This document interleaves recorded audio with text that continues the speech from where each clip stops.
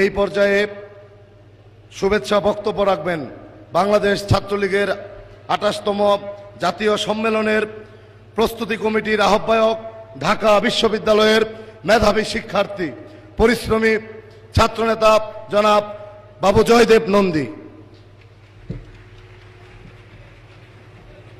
বাংলাদেশ ছাত্রলীগের ২৮তম জাতীয় সম্মেলন সভাপতিত্ব করছেন বাংলাদেশ ছাত্রলীগের বিপ্লবী সভাপতি, রাজপথের লড়াকু সৈনিক, সময়ের সাহসী সন্তান HM বদিউজ্জামান সোহাগ। প্রধান অতিথি হিসেবে মঞ্চ অলঙ্কৃত করেছেন এবং গুরুত্বপূর্ণ বক্তব্য রাখবেন ছাত্র সমাজের উদ্দেশ্যে গণপ্রজাতন্ত্রী বাংলাদেশ সরকারের মাননীয় প্রধানমন্ত্রী, গণতন্ত্র, উন্নয়ন, অগ্রগতি আর শান্তির কন্যা দেশরত্ন শেখ হাসিনা।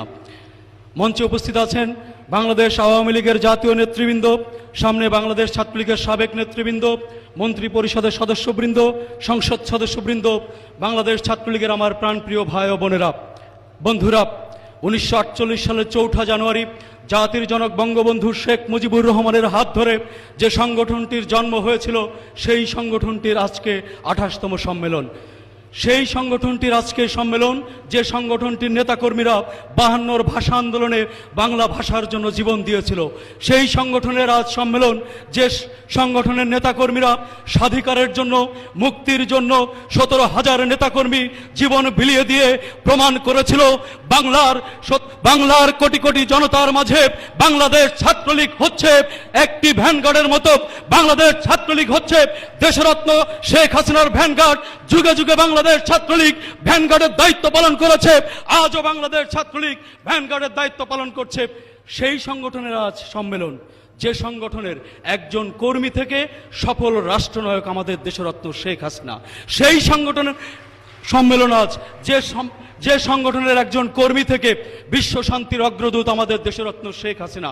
আমরা গর্ববোধ করি আমাদের প্রাণপ্রিয় নেত্রী, বিশ্ব শান্তির অগ্রদূত, জাতির জনকতনয়া দেশরত্ন শেখ হাসিনাকে। এখানে উপস্থিত আছেন জাতীয় নেতৃবৃন্দ, প্রত্যেকেই এই ছাত্রলীগ করেই কিন্তু আজকে জাতীয় পর্যায়ে এসেছে। আমরাও প্রত্যাশা করতে পারি দেশরত্ন শেখ হাসিনার ক্ষুদ্র কর্মী হয়ে সারা জীবন বেঁচে থাকতে। বন্ধুরা, জাতির জনক বঙ্গবন্ধু শেখ মুজিবুর রহমান বলেছেন, বাঙালির ইতিহাস ছাত্রলীগের ইতিহাস, বাঙালির ইতিহাস। বঙ্গবন্ধু শেখ মুজিবুর রহমান বলেছেন, তোমাদের কলম হোক শোষণ মুক্তির হাতিয়ার।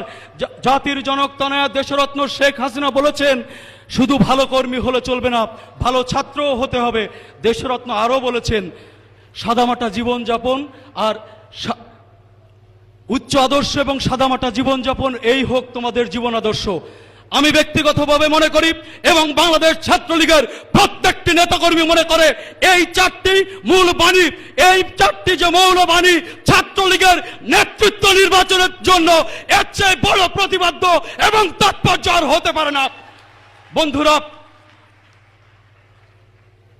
বাংলাদেশ ছাত্রলীগ বিগত 4টি বছরে আমার সভাপতি এবং সাধারণ সম্পাদকের নেতৃত্বে অনেক ইতিবাচক কাজ হয়েছে, কিন্তু আমরা বারবার প্রতিবন্ধকতার শিকার হই মিডিয়ার মাধ্যমে।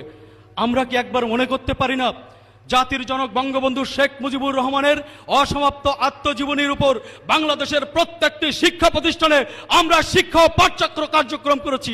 কোনো মিডিয়াতে কি সেটি এসেছে? আমার বাংলাদেশ ছাত্রলীগের নেতাকর্মীরা রানা প্লাজার আক্রান্ত মানুষের পাশে গিয়ে দাঁড়িয়েছে। কই আমার ছাত্রলীগের ভাইদের কথা তো বলা হয়নি?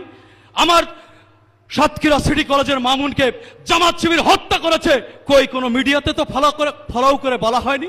আমার চট্টগ্রামের 12 আউলিয়া কলেজের বাপ্পিকে হত্যা করা হয়েছে, বুয়েটের আরিফ রেহান দ্বীপকে হত্যা করা হয়েছে, কই সেগুলো তো ফলো করে ছাপানো হয়নি? শুধু ভিতরে ভিতরে কি ষড়যন্ত্র চলছে সেটি খুঁজে বের করবার সময় এসেছে। শেষে একটি কথাই বলতে চাই, বন্ধুরা, প্রত্যাশা আগামী নেতৃত্বের কাছে যে প্রতিক্রিয়াশীলতার বিরুদ্ধে আমার ভাই মামুন, আমার ভাই দীপ, আমার ভাই বাপ্পি জীবন দিয়েছে এবং দেশরত্ন শেখ হাসিনার ভ্যানগার্ড হিসেবে দায়িত্ব পালন করেছে, আগামী নেতৃত্ব তারই ধারাবাহিকতা বজায় রাখবে এবং ছাত্রলীগের ইতিহাস, ঐতিহ্য, ইতিবাচক কাজগুলোকে আরো সামনের দিকে সমন্বিতভাবে নিয়ে এগিয়ে যাবে। এই প্রত্যাশা রেখে শেষ করছি।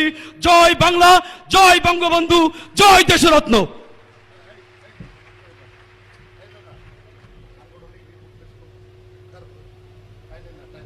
সমবেত সুধী, সংগ্রামী বন্ধুরা, এ পর্যায়ে বাংলাদেশ ছাত্রলীগের 28তম জাতীয় সম্মেলনের সাংগঠনিক রিপোর্ট পেশ করবেন বাংলাদেশ ছাত্রলীগের বিপ্লবী সাধারণ সম্পাদক, রাজপথের লড়াকু সৈনিক।